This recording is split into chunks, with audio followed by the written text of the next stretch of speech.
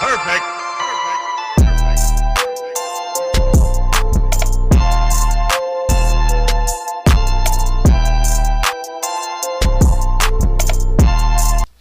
Welcome back to the UnderRated Podcast, episode 45. Seems like this is turning into a news channel, right? I get it. Titled, Family Feuds Are Dangerous.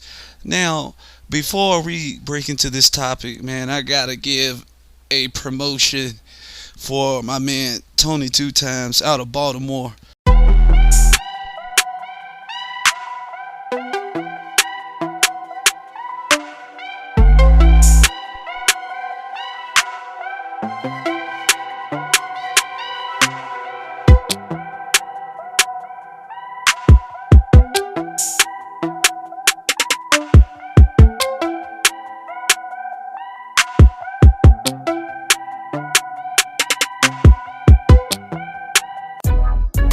Alright, go check my man channel out, Tony 2 Times, man. Welcome back to the UnderRated Podcast, episode 45. Family feuds are dangerous, unfortunately. Now, let's get to our first topic of the day, first story of the day. Disturbing video of a man abusing 2 children on the Bronx subway platform. I don't know what's going on in the subways in New York, but it's disturbing. Alright, reports read, a disturbing video depicting 2 children being abused by a man on a subway platform that was posted on Facebook prompted an investigation by the NYPD. Pix 11 News has learned. Community advocate Tony Herbert posted the 5-minute video on Tuesday in an effort to identify the man who he said should be behind bars. Herbert said it took place at Fordham Road train station.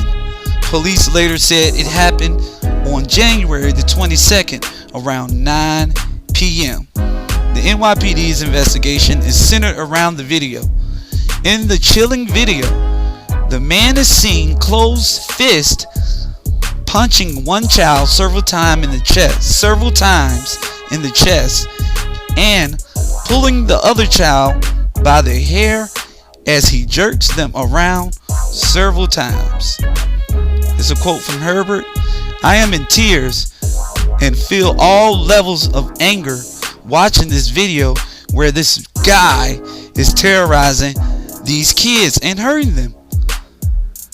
Both children are visibly distressed and quietly crying throughout the ordeal, while strap hangers walk by, appearing to not notice the situation. Now, this is the scary part. The relationship between the man and the child remains unclear. We don't even know if that was actually his kids. Oh my God. What we do know is those kids aren't safe. And if this guy can it feels comfortable enough to beat on them in public, I am afraid of what could be happening at home, Herbert said. The most notable part is that people were walking past the ordeal the whole time. They noticed it, but they were walking past it. So this guy, yeah, I feel his level of anger too. I really do. I really understand. Because it feels like they were left there with either a random cousin, stranger. I hope there's not their dad doing that to them. Look at this. This is sad, man. He's choking them, yanking him. Then he turns around and punches his other son, and then turns around and chokes his other child again. Who be wanting these men? I don't know. All right, let's move on to our next story. Well, 2020 ain't starting out right, man. Florida mother arrested after 1-month-old thrown at her father, cops say. A 34-year-old Rivera Beach woman is accused of throwing her 1-month-old baby at her child's father during an argument, and the infant sustained serious injuries when she hit the ground, police say.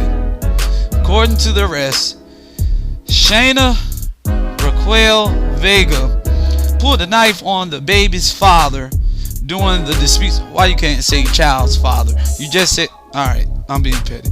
Then she tossed the baby at him, but he did not catch his daughter before she landed face down. Vega picked up the child and ran north on Military Trail. The argument happened around 9 p.m. Monday in a room where they lived at an in-town suites extended stay hotel in the 5800 block of North Military Trail. Rivera police and fire rescue searched the area for Vega and her daughter until they received a call from a woman in the 2500 block of Canterbury Drive South. The caller said a woman was sitting on her patio with a baby wrapped in a pinkish blanket. The baby's right eye was swollen, her orbital bone was fractured, her nose was cut, her face was red, her brain was bleeding, and her liver was lacerated, detectives later learned. Vega was arrested on charges including aggravated child abuse and child neglect with great bodily harm, and aggravated assault with a deadly weapon. But this is the kicker right here. Vega later told a DCF investigator that she tried to hand over the baby to the father, but accidentally dropped her. The father ran off instead of picking up the baby, so Vega picked up the child and left. Vega denied there was anything wrong with the child's health, so she sought no medical attention, the reports say. Okay, what's going on in Black America right now that families are not getting along anymore? Families are offing each other. What? Why is this happening? Like, can somebody tell? I don't know. Is it lack of police? Do y'all think it's lack of police, or do we still need to keep defunding and bringing in more social workers? I don't know. You tell me. And finally, the mass murder that happened in Indianapolis this last week by Mr. Raymond Childs in this small but yet comfortable household for him and his family. As you can see, the streets is blocked off, and he overall killed 6 people. Now, I know everybody's talking about it, but this does happen, and it's been happening for a little while now. As you can see, the names of the people that he unfortunately killed, and he's not going to be in juvenile court, y'all. Now, you can't say the elements of the streets, because he had a whole family at the house that loved him and cared for him. Father that really cared for him enough to say, hey, you need to be home sometimes instead of out in the streets. But it's a twist to this story, because I know everybody, oh, poor Pip. No, it's a real terrible. This story didn't happen the way you think it did. Now, before I begin reading, he also murdered his mother and father, who is Mrs. Kizzy and Mr. Raymond Childs Jr. Now, where was he that night? Question 1. Where was he that night? According to a woman identified as Child's girlfriend in court records, Childs went over to her house Saturday night and planned to sleep there. While he was there, Child's dad called him, telling him to come home. The girlfriend said she called an Uber and Childs went back to the Adams Street home, though it's not clear when. She said Childs returned to her house sometime between 2 a.m. and 3 a.m. Childs was carrying 2 bags of clothes and said his dad had kicked him out. Around 30 minutes later, the girlfriend got an alert. Now, what did Childs say about the shooting? The girlfriend told the police she asked Childs if he knew anything about the shooting, and of course he said no. Later Sunday morning, she convinced him to go to the crime scene. The girlfriend said Childs was nervous to go to the scene, and when he got there, he began crying and acting a fool. She had never seen him act like this before, according to court records. Alright. This is kind of gory. What happened inside the Adams Street home? Prosecutor Mears said investigators are still piecing together what happened inside the home.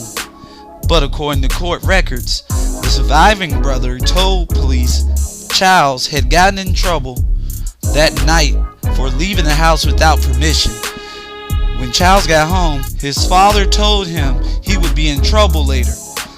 The surviving brother was downstairs with his parents when he heard 2 to 3 gunshots upstairs.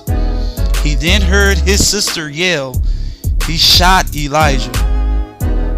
Charles then allegedly went downstairs and shot his parents. The surviving brother, who was in the laundry room on the floor, said he had heard gunshots and then he heard his dad say, "I'm sorry, Raymond. I love you." The surviving brother said he fled the house once the shooting stopped. He said as Charles chased him down, he told him, "I can give you $40. Please don't kill me." The surviving brother said Charles just looked at me and then shot me on the leg. I fell. He shot me in the arm. And then he tried to shoot me in the head, but I guess he missed. What charges he's facing? He's not facing the death penalty, but pretty much you can pause it. It's life without parole. Demon time. Everybody walk around saying that in our community. Demon time. I'm on demon time. And yeah, it's the truth. Y'all actually on demon time. Y'all are killing kids, beating the kids up. Sometimes I feel that Willie Williams is correct. If by the age of 3 months, if you can't survive on your own, you might be screwed in this world in 2021. This is crazy. And then the kids are psycho because they being raised by psychos. Like, parents might need to start wearing bulletproof vests to bed and keeping a gun under their pillow. This is crazy, y'all. And look, we already at 13%. We can't go no lower. We can't. This is the Underrated Podcast, episode 45.